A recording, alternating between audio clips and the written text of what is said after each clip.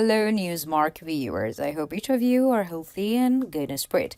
So, as the Newsmark team, we continue to share with you the latest developments in Russia-Ukraine war. Today, we will share with you a remarkable development in units of the Russian armed forces on the front line. So, as I mentioned in our previous reports, the situation within the Russian armed forces has become quite complex and challenging. Therefore, many Russian soldiers are looking for ways to escape from the battlefield. However, the Russian combat leadership is making great efforts to prevent this situation. As we have previously reported in our reports, information about the mutiny of the Russian soldiers has been publicized, and according to the latest reports, signs of mutiny have also emerged among the soldiers who will participate in the Kharkiv offensives. These new allegations of mutiny have alarmed the Russian war leadership. So, are Russian soldiers really fleeing the battlefield? What are the measures taken by the Russian war leadership?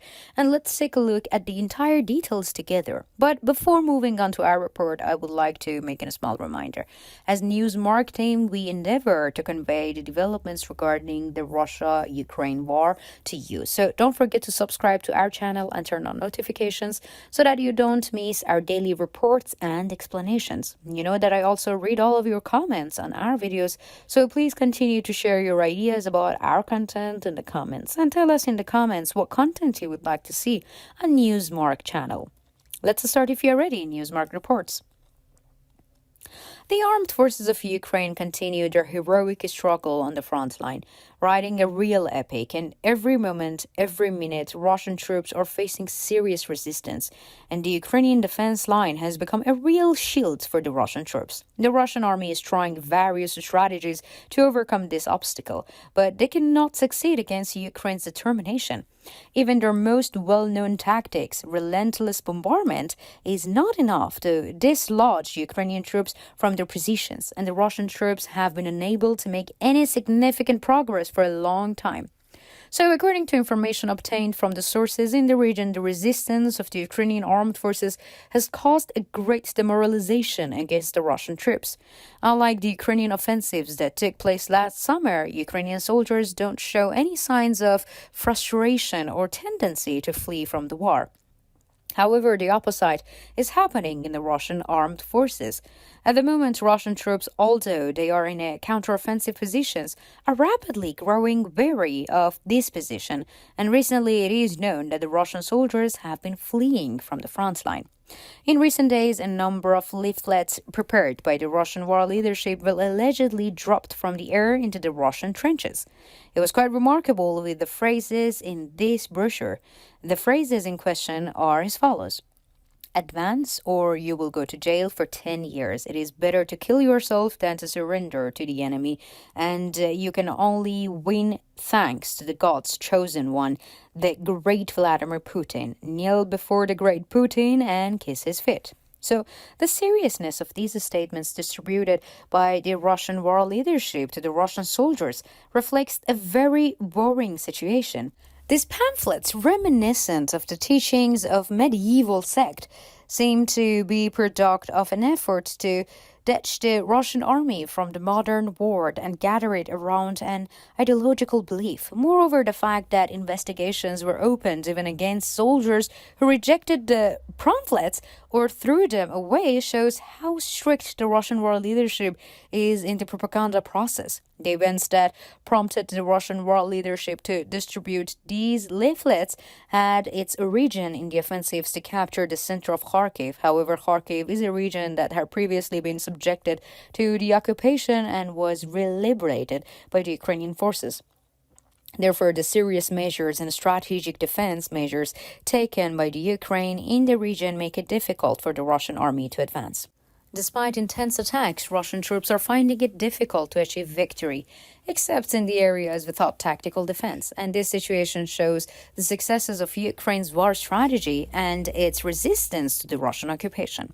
After the latest fighting, a Russian soldier reportedly fled the front line. However, when he was caught, it turned out that he was severely beaten by the Russian barricade battalion and then arrested. However, other Russian soldiers are appealing to the Russian war leadership for his release, and if their demands are not fulfilled, they threatened to mutiny. A noteworthy aspect of this case is that the Russian soldiers allegedly made a deal with the Ukrainian army before deserting. Since the beginning of the war, the Ukrainian armed forces have managed to persuade many Russian soldiers, and these persuasions usually don't involve serious promises. Simply offering the chance of a more human life can be active and effective way to lure Russian soldiers away from the war. On the front line, they have limited access to even basic humanitarian rights.